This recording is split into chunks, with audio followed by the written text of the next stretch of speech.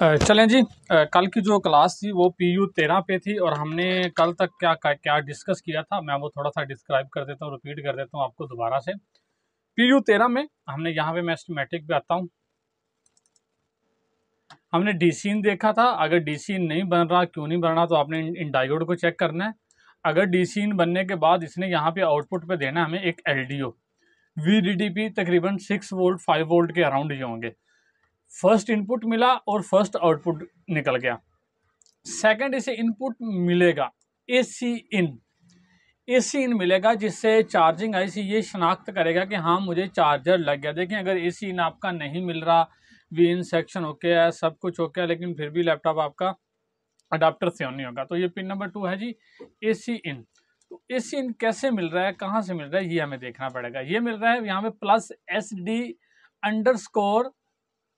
तो ये कहाँ से बना था, ये यहाँ से सेकंड मॉसफेट के बाद से बना था, तो ये यहाँ से बना है। और यहाँ पे एक वोल्टेज डिवाइडर बन गया। फर्स्ट रेजिस्टेंस ये है और सेकंड रेजिस्टेंस ये है, तो ये एक वोल्टेज डिवाइडर बन गया। तो अभी हम इसमें देख लेते हैं कि इस वोल्टेज डिवाइडर से यहाँ पे कितने बनेंगे। इंटरनेट चूँकि बंद है तो हम वो देख नहीं सकते, तो यहाँ पे हम मतलब अप्रोक्स कर लेते हैं कि यहाँ पे जो वोल्टेज बनेंगे वो तकरीबन 3 वोल्ट के आसपास होंगे। मैं इसका CPU निकाल लेता हूँ मदरबोर्ड में से, ताकि ये हीट अप ना हो। हीट सिंक लगा नहीं सकते क्योंकि यहाँ पे हीट सिंक आ जाएगा इसके ऊपर।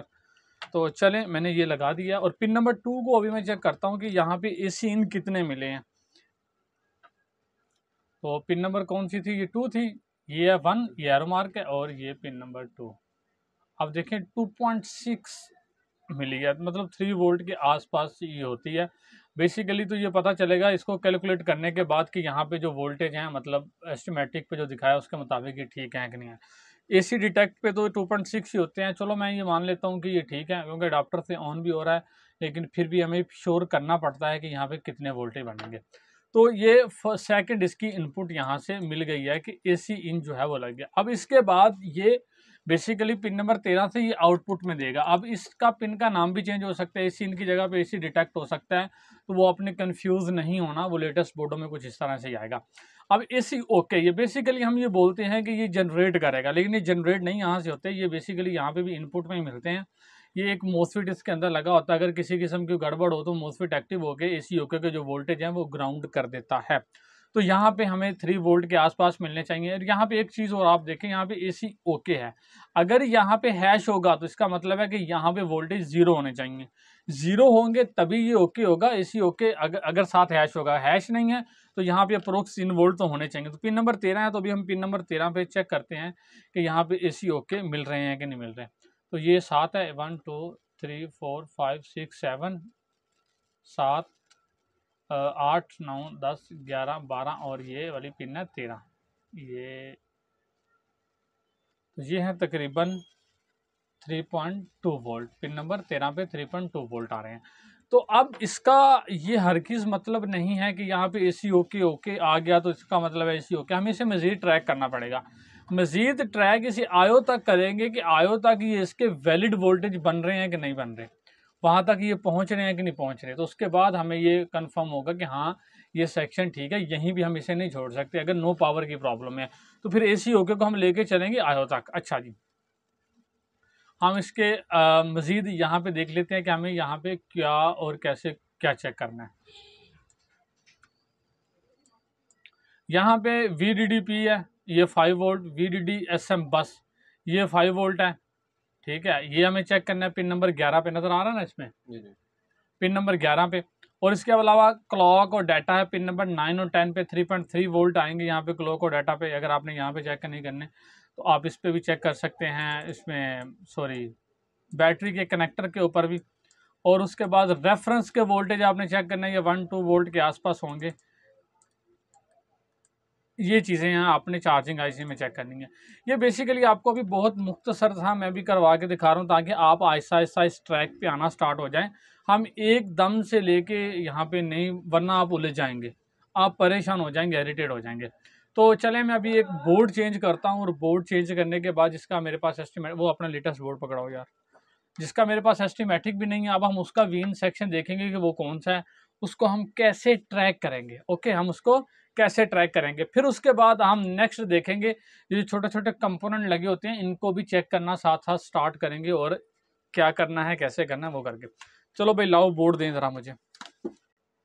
ये मेरे पास एक मदरबोर्ड है, ये गालबन 6th जनरेशन का मदरबोर्ड है, सॉरी 8th जनरेशन का मदरबोर्ड है, तो इसका एस्टिमेटिक भी अवेलेबल नहीं है। तो हमें ये जानना है कि इसका वीन सेक्शन और चार्जिंग सेक्शन को हम कैसे चेक करेंगे कि वो ओके है या नहीं है।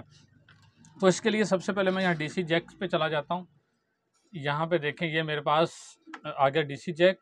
मैं थोड़ा सा माइक्रोस्कोप को ऊपर कर लेता हूँ ताकि मुझे मैक्सिमम जो एरिया है वो नज़र आए। थोड़ा सा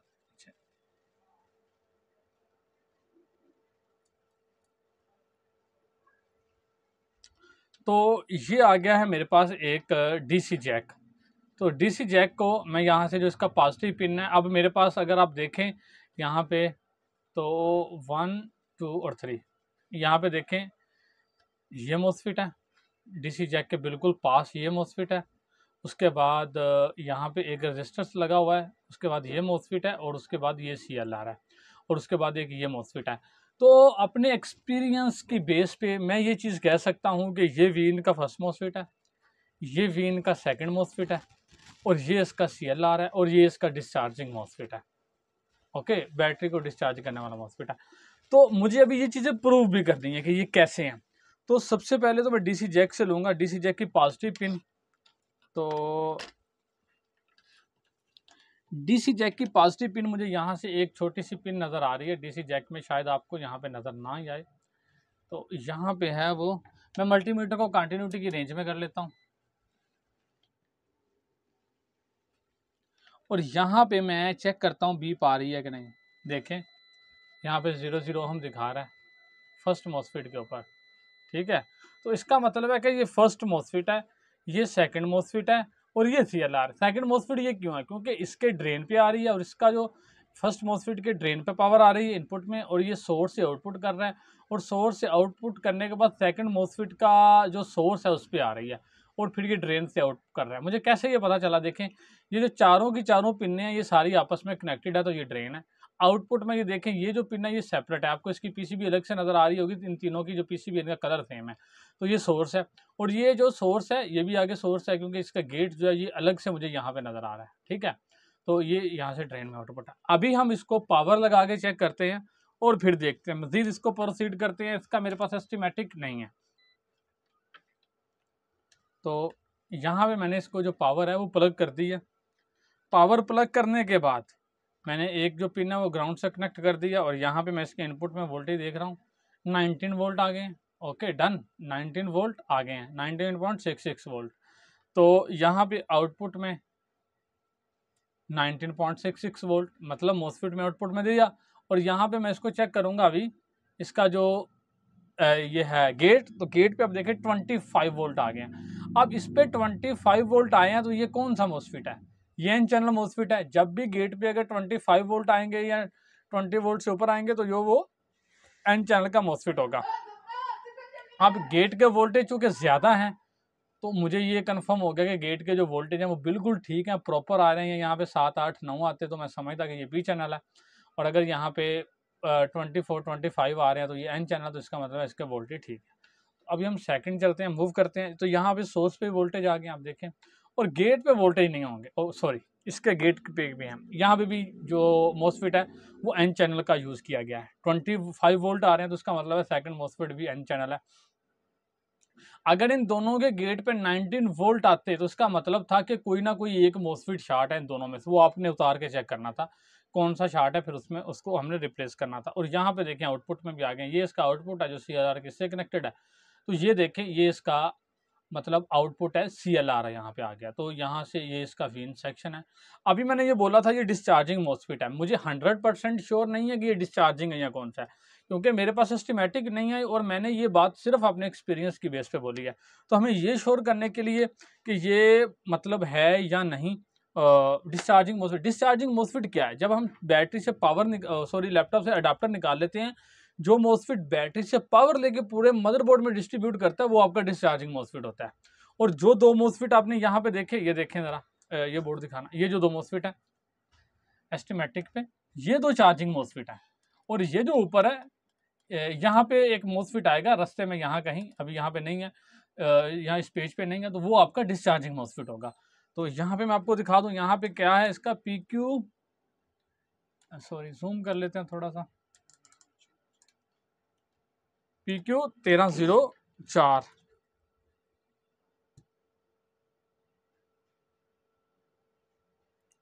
PQ 1304। तो ये देखें जी, ये 2 मॉस्फेट हैं जी, यहाँ से ठीक से नज़र नहीं आएगा, ये है जी PQ 1304, आप यहाँ पे देख सकते हैं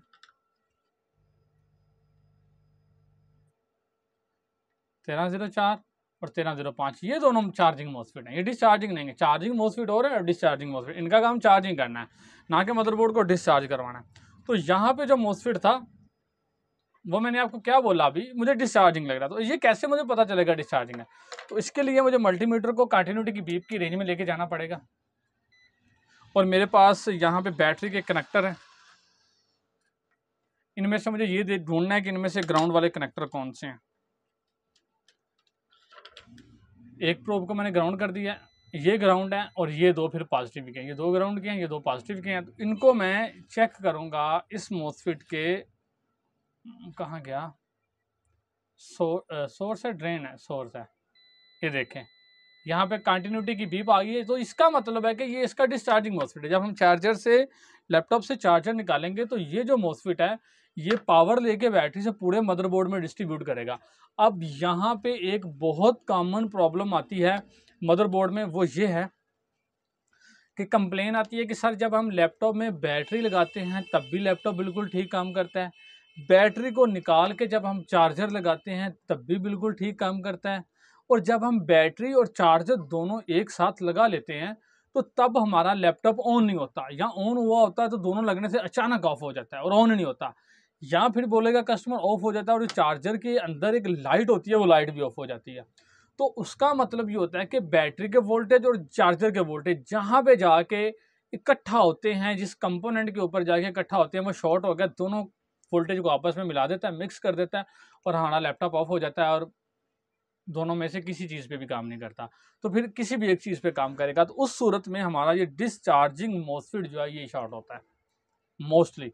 अब इसकी लाइन में लगा हुआ कोई कैपेसिटर भी तो शॉर्ट हो सकता है ना, ये इसकी लाइन जा रही है, ये जा रही है, ये देखें, ये इसकी लाइन जा रही है, ये देखें, ये इस तरफ, ये इस तरफ, ये तो ज़रूर कनेक्टर तक जाएगी ये, और ये कहाँ जा रही है भाई, ये, और यहाँ से आगे नीचे दूसरी तरफ, और साथ ही हमारा कनेक्टर है थोड़ा सा आगे, ठीक है। तो ये जो इस लाइन में लगा हुआ कोई कैपेसिटर भी फिर शॉर्ट हो सकता है, तो आपने इस मॉस्फेट को रिप्लेस करना है, ये एन चैनल है या पी चैनल।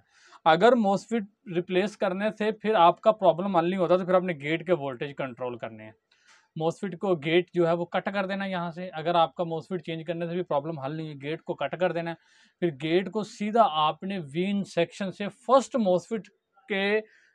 मॉस्फेट से आपने पावर दे देनी है। मसलन इसका गेट का यहाँ से कनेक्शन ख़त्म करके आपने गेट के ऊपर एक जंपर वायर लगानी है और यहाँ से 19 वोल्ट दे देने हैं, तो आपकी प्रॉब्लम जो है वो हल हो जाएगी। ओके, तो ये मोस्टली आपने करना है एन चैनल के ऊपर, ठीक है। ये कौन से चैनल का मॉस्फेट लगा होगा, ये एन चैनल है, पॉजिटिव से, हाँ ठीक है, आप देख लें, मतलब ये गेट ऑपरेट नहीं होना चाहिए चार्जर जब प्लग हो, तो ये प्रॉब्लम आपकी यहाँ से रिजॉल्व। अब आ जाते हैं हम इसके चार्जिंग आईसी की तरफ। तो जो चार्जिंग आईसी है मुझे वो देखना पड़ेगा कि इसका चार्जिंग आईसी क्या है, कौन है और क्या नंबर है इसका। BQ 24780। अभी हम इसको रहने देते हैं चार्जिंग आईसी, क्योंकि थोड़ा सा एडवांस लेवल का हम कोई नॉर्मल चार्जिंग आईसी पकड़ लेते हैं या कोई और बोर्ड पकड़ लेते हैं। चलें जी, हमने वो अपना पुराना बोर्ड अब वापस ले लिया, आपने इसका चार्जिंग सेक्शन देखा है, अभी थोड़ा सा हमें पूरा डिस्कस नहीं किया, पूरा डिस्कस करें तो ये तकरीबन 3-4 घंटे की वीडियो बन जाती है। अब हम इसके 5 वोल्ट और 3 वोल्ट के सेक्शन के ऊपर आ जाते हैं। हमने उसको कैसे पहचानना है कि ये 5 वोल्ट और 3 वोल्ट का सेक्शन है। तो नॉर्मली जो मैं जिस तरह से मतलब देख के पता चल जाता है, आइडिया हो जाता है, गैस हो जाता है कि इसका 5 वोल्ट और 3 वोल्ट का सेक्शन कहाँ पर है और कौन सा है। तो मैं अभी आपको उसकी पहचान करवाने की कोशिश करता हूँ। अब ये देखें, मदरबोर्ड के ऊपर मैं आपको ले आया हूँ, तो यहाँ पे 2 कॉइलें लगी हुई हैं, 1 2 3, इनमें से 2 कॉइलें ऐसी हैं जो 5 वोल्ट और 3 वोल्ट की हैं, ठीक है। और अगर मैं इसकी बैक साइड पे जाऊँ तो यहाँ पे देखें 2 मोसफिट हैं, एक ये कॉइल है, 2 मोसफिट हैं, एक बैक साइड की कॉइल है, ये भी एक मोसफिट है, और ये सॉरी आईसी, और ये 2 मोसफिट है। अब ये जो आईसी है इसका जो कोड है EMFA है, ये होगा RT8206, ये इस आईसी का नंबर है, वैसे इसके ऊपर कोडिंग है। तो ये जो है हमारा 5 वोल्ट 3 वोल्ट का आईसी है। ये तो मुझे तो एक्सपीरियंस की बेस पे पता लग गया, आपको पैसा कैसे पता चलेगा? चले माइक्रोस्कोप के ऊपर चलते हैं। देखें इस आईसी को अगर आप गौर से देखेंगे ना तो आपको यहाँ पे इसके इस साइड में 2 मोसफेट नज़र आ रहे हैं और इस साइड में 2 मोसफेट नज़र आ रहे हैं। तो इसका मतलब है कि ये ड्यूल कोई PWM है, मतलब 2 तरह के वोल्ट जनरेट करवा रहा है, और एक यहाँ पे है, लेकिन इसके साथ सिर्फ 2 मोसफेट है, तो ये नहीं हो सकता। तो ये हो सकता है आईसी हमारा 5 वोल्ट का और 3 वोल्ट का। अब हम सेकंड इसकी कैसे पहचान करेंगे? पहली बात तो ये है कि हम इसे किस केस में चेक करेंगे। इसे हम नो पावर के केस में चेक करेंगे। अभी तक हम जो भी काम कर रहे हैं वो नो पावर में कर रहे हैं, तो नो पावर में इसे कैसे क्या चेक करना है वो भी देख लेते हैं हम। आपने इस चीज़ को कैसे देखना है कि ये 5 वोल्ट और 3 वोल्ट की सप्लाई है या नहीं, तो इसके लिए आप ये देखें, लोकेशन नंबर है PU100। तो मैं यहाँ पे PU100 जो है वो डायल करता हूँ, PU100, और इंटर का बटन प्रेस करते हैं तो ये हमें इस आईसी के ऊपर लेके जाएगा। ये देखें यहाँ पे बता भी दिया इसने 5 वोल्ट और 3 वोल्ट ऑलवेज है। तो नेक्स्ट करेंगे, यहाँ पे देखें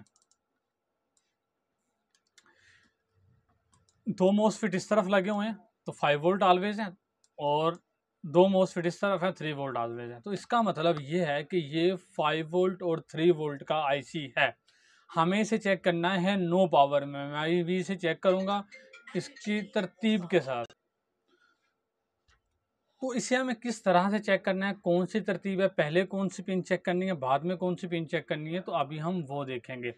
जितने भी लैपटॉप हैं, first generation, second, third, fourth, सब में तकरीबन सेम ही मेथड यूज़ होगा, बस आपको बार बार प्रैक्टिस करने की ज़रूरत है। तो चलें मैं इसको सबसे पहले पावर लगा देता हूँ और मैं तरतीब वाइज पिनों को चेक करूँगा। चलें जी, ये सबसे पहले मुझे क्या चेक करना है, हमेशा इस आईसी का इनपुट, मेन इनपुट जो इस आईसी को एक्टिव करेगा वो है। तो वो यहाँ पे पिन नंबर 16 पे होगा। अब तो मुझे ये तकरीबन ज़बानी याद हो गए हैं कौन सी पिन पे क्या है। 16 नंबर पिन पे इसका वी इन है, और वी इन कहाँ से आ रहा है? प्लस DC1_power_source, ये इस जगह से आ रहा है। अगर इसका वी इन नहीं बनता तो आपने वहाँ से, जहाँ से ये जनरेट हो रहा है, जो इसकी बर्थ प्लेस है, जहाँ पे ये सिग्नल बन रहा है, वहाँ से जंपर उठा के इसे देना। ओके, तो अभी हम इसमें चेक कर लेते हैं कि इसका इनपुट इसे मिल रहा है या नहीं। तो उसके लिए मैं एक प्रोब को ग्राउंड करता हूँ अभी यहाँ पे, और पिन नंबर 16 पे कभी भी पिन के साथ ना चेक कीजिएगा। अगर साथ में कैपेसिटर है, छोटा सा पॉइंट है, तो वहाँ चेक किया करें, वरना आपका आईसी बर्न हो सकता है। तो यहाँ पे 1 2 3 4 5 6 13 14 15 और ये 16, हमेशा छोटा कैपेसिटर जो है ये पिन नंबर 16 का साथ होता है, और इस पर 19 वोल्ट होते हैं, और ये जो है ये 5 वोल्ट के लिए होता है। तो ये देखें यहाँ पे 19 वोल्ट आ गए। ओके, पिन नंबर 16 के ऊपर। तो इसके बाद मुझे जो आईसी का चेक करना है वो 5 वोल्ट और 3 वोल्ट है। देखिए मैंने आपको 4 किस्म की सप्लाइयाँ बताई हैं कि ये आईसी जनरेट करता है। नंबर 1 वीरेज 3, ये देखिए इनपुट लेने के बाद ये वीरेज 3 है पिन नंबर 8 के, और ये हैं 5 वोल्ट पिन नंबर 17 के ऊपर। तो ये हमें चेक करने हैं। और बास बोर्ड में क्या होता है कि वीरेज 5 नहीं बन रहे होते, सिर्फ वीरेज 3 बन रहे होते हैं। जैसे हम पावर बटन प्रेस करते हैं तो वीरेज 5 भी तब बनते हैं। ये एक रेयर से केस है। ये डेल के जो 3542 हैं जो यूथ प्राइम मिनिस्टर की स्कीम में मिले थे, उनमें ये मैंने देखने में आया था। तो चलें हम पिन नंबर 5 पे चेक करते हैं वीरेज 5 बन रहे हैं कि नहीं बन रहे। तो ये वीरेज 5 जो है वो बन रहे हैं। और यहाँ पे पिन नंबर 8 है, तो यहाँ पे देखते हैं 3.3 वोल्ट बन रहे हैं। अभी हम यहाँ पे आने वाली प्रॉब्लम्स को डिस्कस करते हैं। फॉर एग्जांपल आपके इनपुट में यहाँ पे मिल रहे हैं और इसके बावजूद भी यहाँ पे आउटपुट पे वोल्टेज नहीं मिल रहे, यहाँ पे आउटपुट पे वोल्टेज नहीं मिल रहे, तो आपका आईसी जो है वो ख़राब हो सकता है। ये आईसी ख़राब हो सकता है। आपकी वेरेज 5 की ये लाइन शॉर्ट हो सकती है। आपकी वीरेज 3 की ये लाइन शॉर्ट हो सकती है। और सम केसेस में आपने देखा होगा कि आप जैसे पावर लगाते हैं तो ये एक आईसी जो है वो गर्म होना शुरू हो जाता है। वो आमतौर पे ये 5 वोल्ट और 3 वोल्ट का आईसी ही होता है, ये गर्म होना शुरू हो जाता है। अब ये गर्म जो होता है वो मल्टीपल रीज़न से हो सकता है। नंबर एक कि इसका जो आईसी जो है वो इंटरनली ख़राब हो गया, इनपुट मिला 19 वोल्ट और अंदर चूँकि शॉर्टेज है तो आईसी गर्म होना शुरू हो गया। सेकंड, और लेकिन इस तरह के केसेस में अमूमन आईसी फट जाता है, ऊपर से आपको नज़र आ जाता है। और सेकंड रीज़न हो सकती है आपका वीरेज 3 की लाइन शॉर्ट है। अब वीरेज लीन 3 की लाइन में क्या शॉर्ट है, कुछ भी हो सकता है। अब यही जो वीरेज 3 हो सकता है चार्जिंग में, आईओ में और बहुत सी जगहों पे जा रहे हो। और वीरेज 5 ये लाइन आपकी शॉर्ट हो सकती है, तो जिस वजह से ऐसी गर्म हो सकता है। उसके अलावा यहाँ पे जो आपने कॉइलें देखी हैं, ये कौन सी कॉइल है, PL 102 और PL 101, जो कि आपको यहाँ पे भी नज़र आएगी।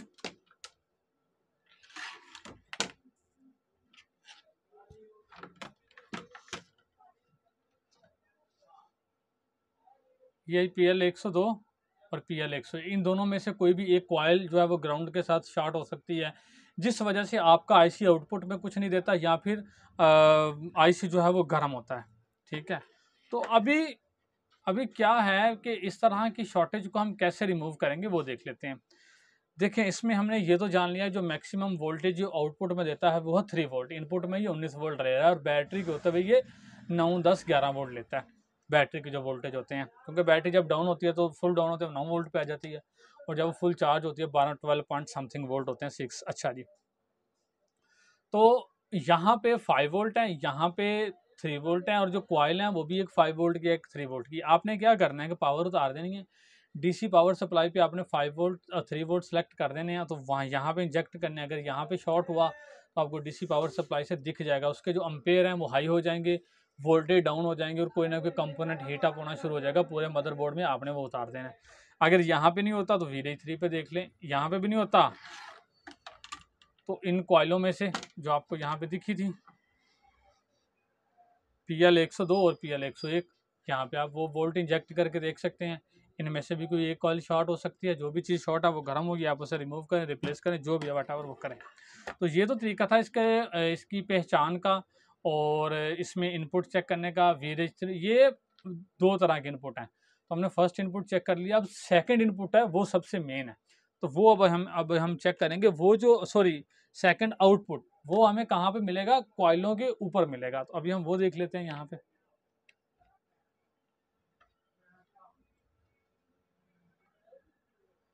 अच्छा, उसके लिए यहाँ पे अभी हमने यहाँ पे क्या क्या चेक किया था, वीन चेक किया था, वीरेज 3 चेक किया था, यहाँ पिन नंबर 8 है, वीरेज 5 चेक किया था। अब इसमें कुछ पिन्ने ऐसी हैं वो यहाँ पे चेक नहीं होंगी, मैं आपको बता देता हूँ।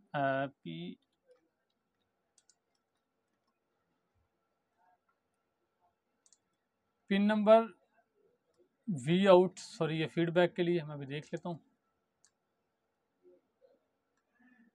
हाँ जी, ये आ गई हमारी पिन नंबर सेक्शन नंबर 2 का फीडबैक। ये बूट की, ये यू गेट, ये फेस, ये L gate. U gate upper gate का मॉसफेट इसको ऑपरेट करवाने के लिए, एल गेट लोअर को, और जो फेस है मेन लाइन है उसे हम फेस बोलते हैं। ओके, और ये इनेबल, वेरी इंपॉर्टेंट सिग्नल। जब तक ये इनेबल नहीं बनेगा आपका PWM सेक्शन काम नहीं करेगा। PWM सेक्शन में क्या है, ये चीज़ें और ये चीज़ें, ये भी boot 1, U gate 1, phase 1, L gate 1, तो ये किसके लिए हैं, ये हमारा आ जाता है यहाँ पे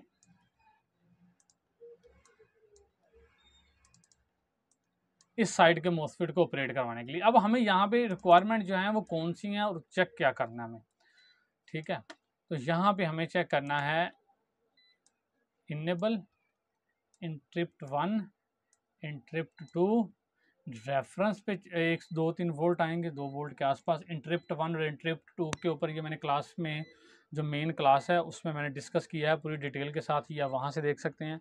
वी आउट 2 और वी आउट 2, ये जब PWM की स्विचिंग होगी तो ये वहाँ से हमें वोल्टेज यहाँ पे चेक करना पड़ेंगे कि प्रॉपर बन रहे हैं कि नहीं बन रहे। तो यहाँ पे आमतौर पे चेक करने पड़ते नहीं हमें, मैं आपको दिखा देता हूँ। ये वी आउट 1 है, यहाँ से गया ऊपर और इस लाइन से, और यहाँ से यहाँ पे आउटपुट में, मतलब कॉइल से आउट हुए हैं कि नहीं उसको केयर करता है, और कितने हो रहे हैं तो उस हिसाब से फिर इसका जो है ना वो स्विचिंग होती है आईसी के अंदर। तो अभी हमें यहाँ पे इंटरप्ट 2 का मैंने बता दिया, टाइम ऑन सेलेक्ट, ये बेसिकली फ्रीक्वेंसी होती है, तो इसका भी मैंने वहीं पे डिस्कस किया, वो आप वहाँ से देख सकते हैं।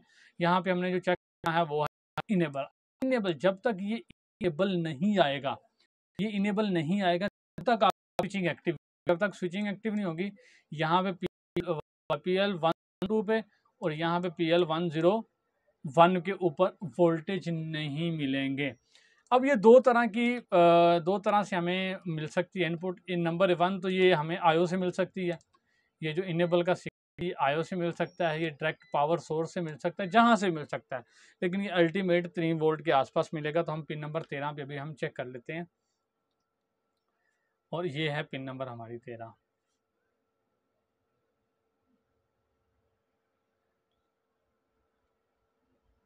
Three volt, okay. सॉरी, मेरे से प्रोब हिल रही है, बाएं हाथ में स्लिप ना हो जाएगा।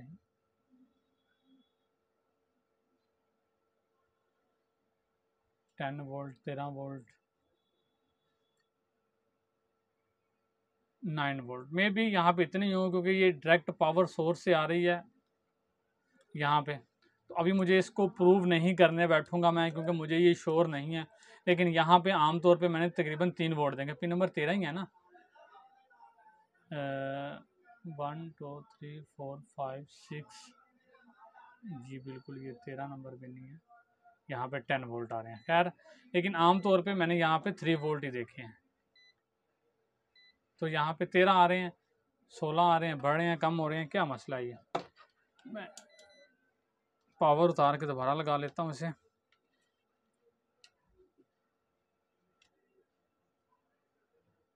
पावर उतारी हुई है, अभी पावर लगाते हैं 2 वोल्ट, तकरीबन 3 वोल्ट के आसपास आते हैं। तो ये मतलब कोई ना मीटर में प्रॉब्लम थी या क्यों भी था। तो ये इस तरह से आप 3 वोल्ट और 5 वोल्ट के जो आईसी है, जो सेक्शन है, आप उसे चेक कर सकते हैं। मज़ीद आपसे गुजारिश ये है कि जो अभी तक आपने सीखा है इसके थोड़ा सा प्रैक्टिकल करें, जो भी आपके पास मदरबोर्ड है, फिर उसके बाद मुझे बताइएगा और मैं आपको नेक्स्ट वीडियो दूंगा। और आहिस्ता आहिस्ता इंशाल्लाह डीप में जाएंगे। मैं बेसिकली जब काम करता हूँ तो आपके लिए कुछ ना कुछ रिकॉर्डिंग किया करूँगा, ताकि आपको समझने में हेल्प मिले।